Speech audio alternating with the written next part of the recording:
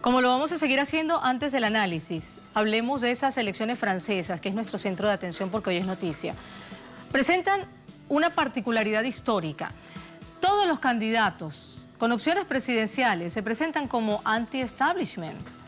Esto, además de ser un claro síntoma de hartazgo de la sociedad francesa, convierte en futurología las predicciones acerca de los candidatos que estarán en segunda vuelta.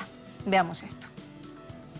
Las elecciones presidenciales francesas estarán determinadas por candidaturas no tradicionales. Hay 6 plausibles candidatos para las elecciones presidenciales y todos ellos alegan ser anti-establishment. Tanto Benoît Hamon como Fillon derrotaron a los favoritos en sus partidos, marcando distancia con sus líderes preponderantes. Son en cierta medida outsiders republicanos y socialistas. Por su parte, Macron, candidato de En Marche, se separó de los socialistas por parecerle Hollande muy poco neoliberal.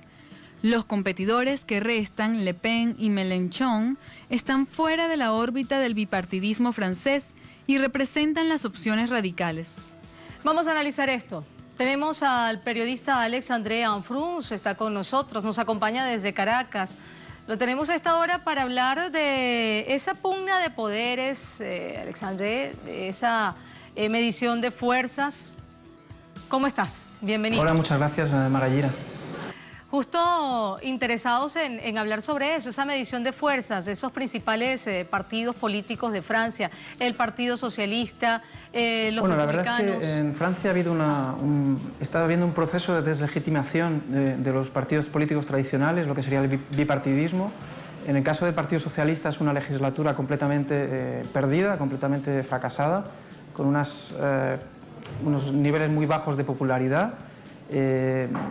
Ha habido realmente unas elecciones primarias dentro del Partido Socialista en el cual se ha elegido al menos conocido de entre ellos, lo cual quiere decir que es una desaprobación de la legislatura que va a terminar.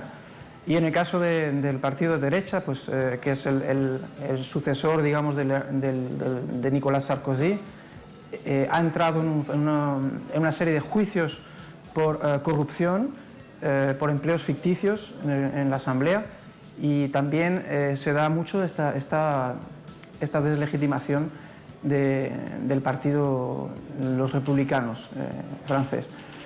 En esa coyuntura pues están surgiendo otras ideas, está sobre todo el peligro de la extrema derecha, pero también hay una fuerza nueva, capaz de juntar esa población que tiene una gran desilusión hacia la política tradicional, que es la formación liderada por Jean-Luc Mélenchon. Y en este caso es muy interesante, desde la perspectiva también de Latinoamérica, observar esta dinámica de esta nueva fuerza política, ya que él está planteando propuestas muy radicales, como son la salida de la OTAN, la entrada en el ALBA, y la creación de una política exterior, una visión completamente no alineada y una cooperación con las potencias como Rusia o China, lo cual actualmente hoy en día pues son las grandes potencias diabolizadas. Es interesante también ver la forma como se están debilitando estas fuerzas políticas, pero también ver cómo están emergiendo unas nuevas. ¿Qué real capacidad de acción tienen en medio de esta contienda? Uno de los grandes problemas son los medios de comunicación. Ya hace 5 años, en las precedentes elecciones, Jean-Luc Mélenchon fue realmente diabolizado y se le presentó pues, como una no alternativa, como una fuerza equivalente a la extrema derecha. Se utilizó el calificativo de populismo. También le ha atacado cuando estuvo en el homenaje al comandante Fidel, recientemente cuando murió, y estamos viendo que el papel de los medios de comunicación en monopolio que existen en Francia en particular es terrible. Por lo tanto, ese sería uno de los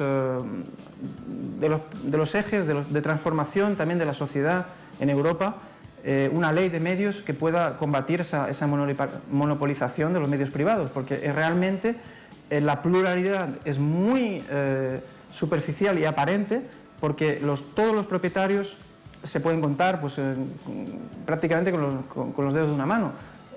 Se concentra en unos pocos multimillonarios y hay centenares de medios que pertenecen a los mismos multimillonarios y en muchos casos también son comerciantes de armas, con lo cual entendemos perfectamente que existe una convergencia de intereses entre esa gente que hace negocios lucrativos con la venta de armas y la propaganda que está atacando a ciertos países y en particular cuando se está diabolizando a Rusia.